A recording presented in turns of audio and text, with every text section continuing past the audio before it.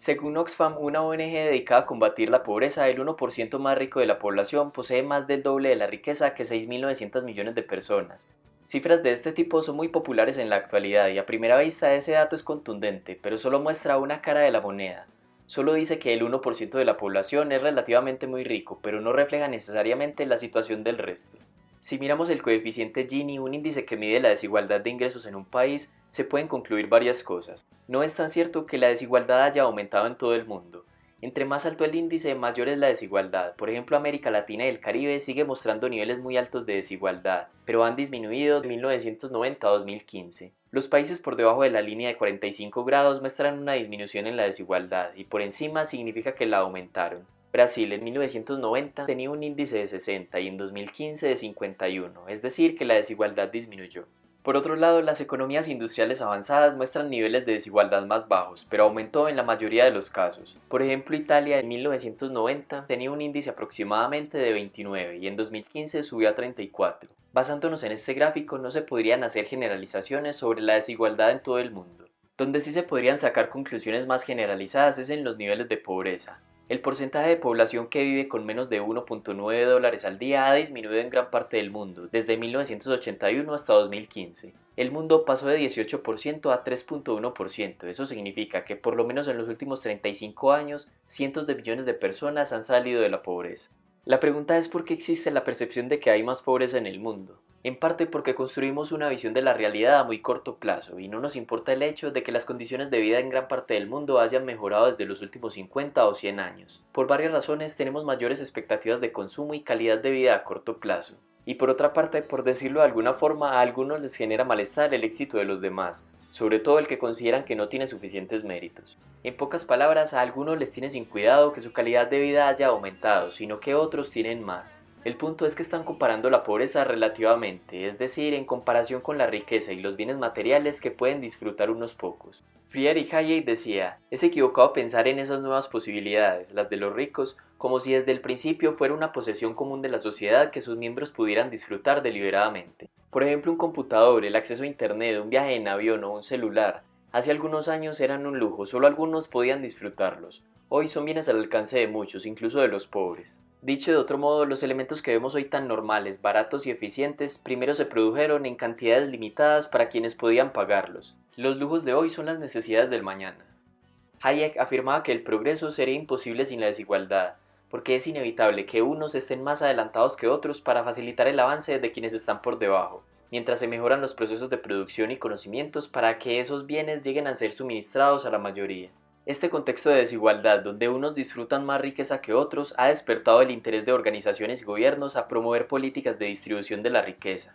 Pero para Hayek nada produce más daño que la pretensión de igualdad asumiendo que todos los seres humanos son iguales. No es que él esté en contra de la igualdad, sino el deseo de quienes quieren imponer sobre la sociedad un patrón de distribución, porque no es compatible con la libertad de cada individuo.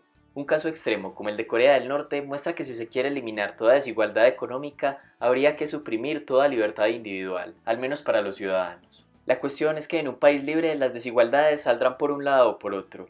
Hay habilidades que no pueden ser socializadas, como el talento que tiene una persona y es rica gracias a este. Como sociedad valoramos mucho más el éxito de una persona que se ha esforzado para obtenerlo, pero valoramos menos cuando este éxito proviene de una herencia, de ser hijo de padres ricos, de tener una habilidad única o de ser muy ambicioso.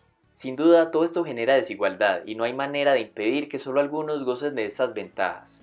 En un documental que hizo DW en Alemania sobre la desigualdad, relata la vida de un multimillonario. En una parte, la periodista hizo una comparación entre el dueño y el guardia de seguridad de la compañía. ¿Podrá él también tener una casa con piscina algún día? No lo hará, pero tampoco lo quiere. Conozco a mis guardias, conozco a mi conserje. ¿Le gustaría cambiar de puesto con el señor Gruner? Como no respondo espontáneamente que sí, la primera respuesta sería no. Y creo que si lo pensara por más tiempo, tampoco.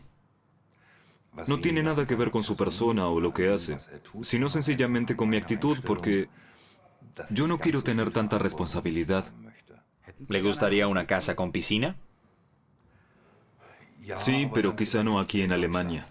Obviamente no se puede idealizar todo éxito individual. Hay fortunas que se construyeron injustamente, ya sea por privilegios otorgados por el gobierno, a través de la corrupción pública o privada, ilegalmente o por medio de protecciones comerciales. La cuestión es que miramos casi que cualquier fortuna como injusta o con pocos méritos. Hay un grupo de personas permanentemente en la cúspide de la riqueza mundial, pero también hay fortunas que se crearon en pocos años y desde cero. Desde un punto de vista liberal no importa tanto la desigualdad, sino disminuir la pobreza y aumentar las oportunidades de los menos favorecidos. Como dice el argentino Martin Krauss, esto puede sonar muy inmoral, pero no es que haya destacada moralidad en un político que dice abogar por disminuir la desigualdad redistribuyendo el dinero de los demás, o en aquellos que condenan a los ricos que no donan más cuando ellos no han donado algo en toda su vida. Es muy fácil ser generoso con el dinero ajeno, pero no tanto con el dinero propio. Oxfam, la ONG que mencionamos al comienzo, dice que los gobiernos de todo el mundo deben tomar medidas para construir una economía más humana, que valore lo que realmente importa para la sociedad en vez de alentar una carrera sin fin por el beneficio económico. Pero es que precisamente la generación de riqueza material es lo que diferencia a una sociedad rica de una pobre. Si se le pregunta a una persona que está en situación de pobreza qué es lo que más desea, es muy posible que responda que quiere bienestar material, después quizá buscar el bienestar espiritual, intelectual o social. Por eso no debería ser condenado el hecho de que se busque el beneficio económico. Eso es lo que ha hecho el sistema capitalista los últimos 100 años, y uno de los efectos, buscado o no, ha sido sacar de la pobreza a millones de personas en todo el mundo. Sería pretencioso afirmar que esta tendencia va a continuar en el futuro. La economía está en una situación de incertidumbre con tensiones geopolíticas muy fuertes y los gobiernos autoritarios están ganando peso. Lo cierto es que hay un respaldo histórico al sistema predominante actual que hace pensar que así la desigualdad aumente o disminuya, los pobres serán cada vez menos. ¿Qué papel juega el Estado en la disminución de la población en condición de pobreza? ¿Consideras que tu país está mejor o peor que antes? Deja tu opinión en los comentarios y gracias por ver el video.